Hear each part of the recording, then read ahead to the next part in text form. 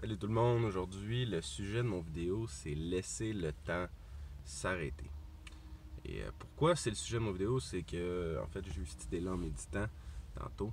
Et j'aime beaucoup la méditation personnellement parce que justement ça permet, on dirait, de laisser le temps s'arrêter puis de profiter du temps pour se recentrer, se reconcentrer sur ce qui est vraiment essentiel. Faire juste une pause du monde qui est très rapide.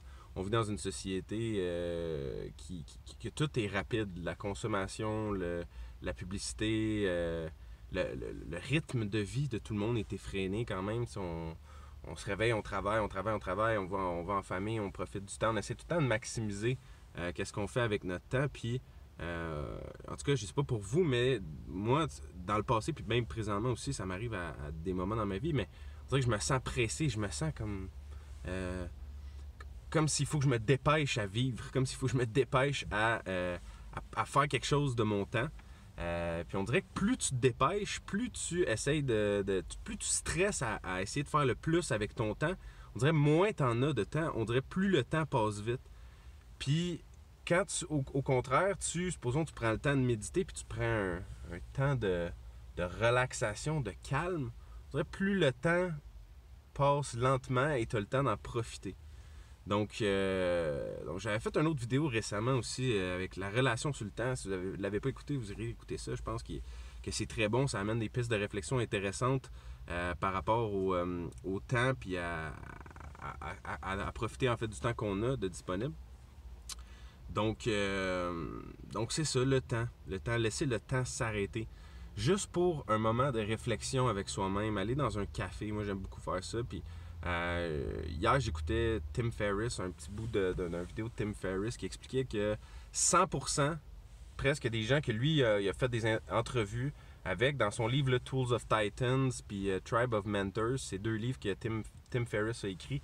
C'est le même auteur qui a écrit la semaine de 4 heures, qui est un livre très connu, là, de 4-Hour Work Week. Et Tim Ferriss a écrit 2 livres récemment qui sont excellents. Dans le fond, il a interviewé des milliers de personnes qui ont énormément de succès, autant des athlètes professionnels que des politiciens, que des acteurs d'Hollywood, que des que des sportifs, des entrepreneurs de haut niveau, des gens dans toutes les sphères de la vie qui ont énormément de succès.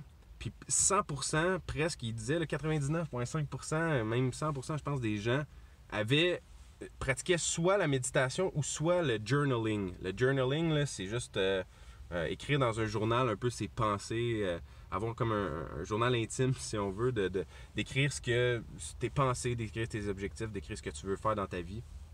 Donc, presque 100% des gens avaient soit un ou l'autre, faisaient soit un ou l'autre dans leur vie quotidiennement. Soit il y avait une pratique de méditation au quotidien, ou soit ils faisaient du journaling, donc ils écrivaient leurs pensées, ils écrivaient leurs objectifs, ce qu'ils voulaient avec leur vie. Puis moi, personnellement, je pratique les deux.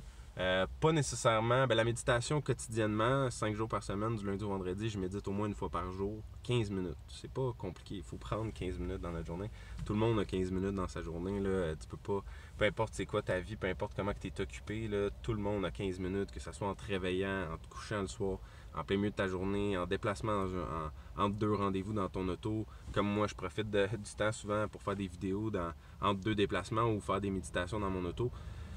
Parce que ça se glisse bien, tu sais. Quand tu as ça comme objectif, tu veux absolument méditer une fois par jour, tu trouves la façon d'y arriver, donc tu le places dans ta journée à un moment ou à un autre. Même chose avec le journaling, puis journaling, pour moi, je le pratique moins quotidiennement, mais souvent, puis j'aime aller dans un café, dans un Starbucks, dans un Vanout, pas Tim Hortons, on dirait l'ambiance est comme moyen, là, tu sais, avec les Timbits, les petits vieux qui jasent. On dirait que c'est moins propice, mais je trouve que l'ambiance dans les Starbucks et dans les cafés Vanout, et puis les autres cafés, le Café des Pots, ainsi de suite, là, qui sont, on dirait que c'est des places faites pour ça. Tu t'en vas là-bas, tu te prends un bon café, quelque chose que t'aimes, là, un thé, peu importe, puis tu t'assois juste tout seul toi-même avec ton thé, ton café, ton crayon, ton cahier de notes, puis tu prends des notes, tu profites de ce moment-là pour extérioriser tes pensées, faire une réflexion sur ta vie, dire qu'est-ce que tu vis présentement dans ta vie, c'est quoi tes objectifs dans le futur,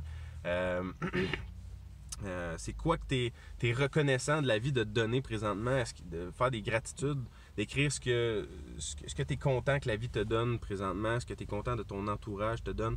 Donc, tu sais, juste faire ces deux pratiques-là, soit méditer ou faire du journaling, ça permet au temps, on dirait, de laisser le temps s'arrêter pour un instant, puis de mieux en profiter de notre temps, de plus approfondir la relation qu'on a avec le temps et de maximiser notre temps. Donc, on dirait, en se dépêchant moins à vivre, on se permet de mieux vivre, de plus vivre, de profiter plus de notre temps.